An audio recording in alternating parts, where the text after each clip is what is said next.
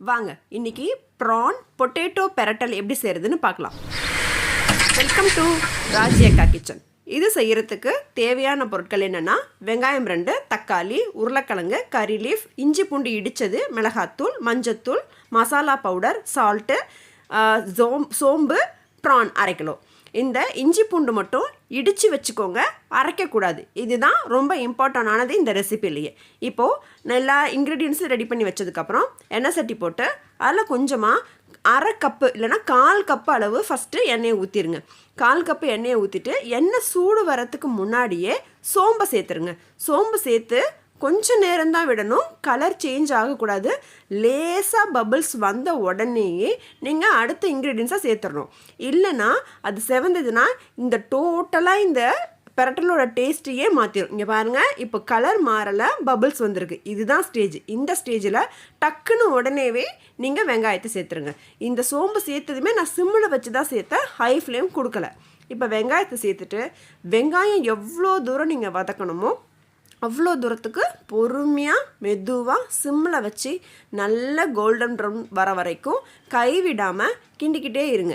இந்த வெங்காயம் எந்த அளவுக்கு நீங்கள் நல்லா வதக்குறீங்களோ அந்த அளவுக்கு நல்ல ரிச் டேஸ்ட்டு இந்த பெரட்டலில் உங்களுக்கு கிடைக்கும்.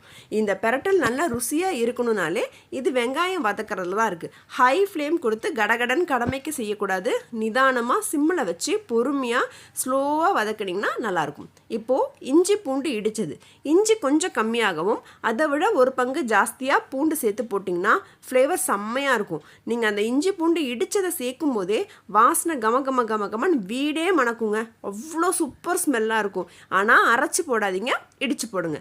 லேசாக இஞ்சி பூண்டு இடித்ததை போட்டு வதங்கினதும் 2 பெரிய தக்காளி அரிஞ்சு வச்சுருக்கேன். அந்த 2 பெரிய தக்காளியும் ஃபுல்லாக சேர்த்துருங்க.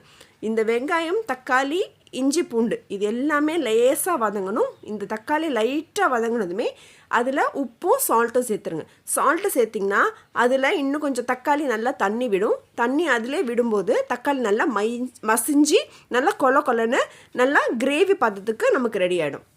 ஸோ இப்போ இந்த ஸ்டேஜ்லேயே உப்பையும் மஞ்சத்தூளையும் சேர்த்துடலாம். அப்போ தக்காளி நல்லா குழஞ்சி நமக்கு வெந்து வரும். கிரேவி பாரி வறுக்க இது கிரேவி மாதிரி இருக்காது, ட்ரையாகவும் இருக்காது. பெரட்டல்னுங்கிறதுனால ப்ரானோட அந்த மசாலா ஸ்கோட் ஆகி இருக்கும். நல்ல சுட சுட இருக்கிற சாதத்தில் இந்த பெரட்டலை போட்டு சாப்பிட்லாம். ரசம் சாதத்துக்கு தொட்டு சாப்பிட்லாம், தயிர் சாதத்துக்கு சாப்பிட்லாம். நான், ரொட்டி, சப்பாத்தி, இட்லி, தோசை எந்த காம்பினேஷனாக இருந்தாலும் சூப்பராக இருக்கும். இடியாப்பத்தை பிச்சு போட்டு இந்த மசாலாவை போட்டு பெரட்டி சாப்பிட்டிங்கன்னா எக்ஸலண்ட்டாக இருக்கும். அந்த டிஷ்ஷெல்லாம் நான் செஞ்சு காமிக்கிறேன் எப்படின்னு. இப்போ தக்காளி வெங்காயம் நல்லா வதங்கினதும் மிளகாத்தூளும் சாம்பார் பொடி இல்லைனா மசாலா பொடி உங்கள் வீட்டில் என்ன இருக்கும் அந்த பொடியை சேர்த்துக்கோங்க. அதுக்கப்புறம் இது சேர்த்த கையோடையே பெரிய 2 உருளைக்கிழங்கு அரிஞ்சு வச்சுருக்கேன் க்யூப்ஸாக. அந்த உருளைக்கிழங்கும் இதில் சேர்த்துக்கோங்க. இந்த உருளைக்கிழங்கு ப்ரான் சேர்க்குறதுக்கு முன்னாடியே சேர்த்துருங்க. ஏன்னா உருளைக்கிழங்கு வேகிறதுக்கு கொஞ்சம் டைம் எடுக்கும், ப்ரான் சீக்கிரம் வேந்துடும். ஸோ இந்த உருளைக்கிழங்கை சேர்த்துட்டு ஒரு 50 ml மட்டும் தண்ணி சேர்த்து தண்ணி கொதி வந்ததுக்கப்புறம் சிம்மில் போட்டு ஒரு 5 to 8 minutes விட்டிங்கன்னா உருளைக்கிழங்கு நல்லா பதமாக வெந்துடும். அந்த ஸ்டேஜுக்கு அப்புறம் தான் நீங்கள் ப்ரான் சேர்க்கணும். இல்லை நான் ப்ரானையும் உருளைக்கிழங்கும் ஒன்றா சேர்க்குறேன்னா தண்ணி சேர்க்காதீங்க. ப்ரான் ரொம்ப நேரம் வெந்துச்சுன்னா அது ஒரு மாதிரி அழுத்தமாயிடும், சாப்பிட்றதுக்கு நல்லா இருக்காது. அந்த ரப்பர் மாதிரி ஒரு மாதிரி சவுக்குன்னு இருக்கும். நிறைய பேர் ப்ரானை ரொம்ப வேக வைக்கிறதுனால தான் இந்த பிரச்சனை வருது. ஸோ ப்ரானை ஒரு 5 to 8 minutes மேலே வேக வைக்காதீங்க. வேக வைக்காமல் இருந்தாலே ப்ரான் நல்லா சாஃப்டாக இருக்கும். இப்போ பாருங்கள், உருளைக்கிழங்கு நல்லா அந்த மசாலாஸ் எல்லாம் கோட்டாகி நல்லா தண்ணி சுண்டி வெந்து ரெடி ஆயிடுச்சு. இப்போ இந்த ஸ்டேஜில் நம்ம ப்ரானை சேர்க்கலாம். இந்த ப்ரான் இப்போ சேர்த்திங்கனாலும் கொஞ்சம் தண்ணி விடும். அப்போ தண்ணி விடும்போது அந்த தண்ணியிலேயே ப்ரான் நல்லா வெந்துடும். இப்போ மூடி போட்டு வேக வச்சாச்சு. இப்போ பாருங்கள், நல்லா மசாலாஸ் எல்லாம் ஆயில் பிரிஞ்சு நல்லா உருளைக்கிழங்கு பதமாக வெந்திருக்கு. இதுதான் நல்ல கோல்டன் ப்ரௌனில் இருக்குது. இந்த அளவுக்கு உருளைக்கிழங்கு நல்லா வெந்துருச்சுனாலே இப்போ ப்ரான் சேர்க்கும்போது ப்ரானும் நல்லா கரெக்டான ஸ்டேஜில் வெந்துடும். அதுவும் இதுவும் ஒன்று சேர்ந்து சூப்பர் டேஸ்ட்டில் இருக்கும். ப்ரான் உருளைக்கிழங்கு சேர்க்குறதுக்கு காரணம் உருளைக்கிழங்கு சாப்பிட்றதுக்கே ப்ரான் மாதிரி இருக்கும். பெரிய ஃபேமிலிலலாம் ப்ரான் நிறைய செஞ்சு சாப்பிட முடியாது. அப்போ என்ன பண்ணுவாங்கன்னா, எவ்வளோக்கு எவ்வளோ ப்ரான் சேர்க்குறாங்களோ அவ்வளோக்கு எவ்வளோ ப்ரானு உருளைக்கிழங்கு, அப்படி இல்லைன்னா வேறு ஏதாவது காய் சேர்ப்பாங்க. வேறு என்ன காய் சேர்க்கலானுங்கிறத நான் அப்புறமா உங்களுக்கு சொல்கிறேன்.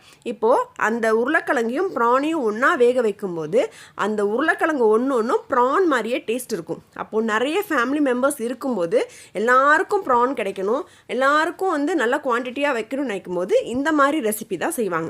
ஸோ கம்மியான ப்ரானில் இந்த மாதிரி உருளைக்கிழங்கு போட்டு செஞ்சோம்னா அந்த உருளைக்கிழங்கும் ப்ரானோட ஃப்ளேவர் ஏறி எவ்வளோ பேர் இருந்தாலும் உருளைக்கிழங்கு ஜாஸ்தியாக சேர்த்து ப்ரானை கொஞ்சமாக சேர்த்து இது பண்ணிடுவாங்க. நான்வெஜ் சாப்பிட்ட ஃபீல் ஜாஸ்தியாக இருக்கும் இந்த கிரேவியில்.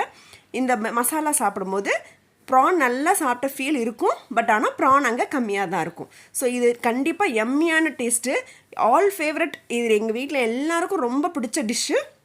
இதை செய்ய ஆரம்பித்ததுமே என் பொண்ணு வந்துட்டா, நான் கிண்டி விடுறேம்மா, எனக்கும் பசி வந்துருச்சு, சீக்கிரமாக ரெடியானால் நானும் சாப்பிட்லாம், நானும் உனக்கு ஹெல்ப் பண்ணுறேம்மான்னு. அந்தளவுக்கு எல்லாரையும் வேலை வாங்கக்கூடிய ரெசிபி இது. செஞ்சு பாருங்கள், சாப்பிட்டு பாருங்கள், என்ஜாய் பண்ணுங்கள். தேங்க்யூ.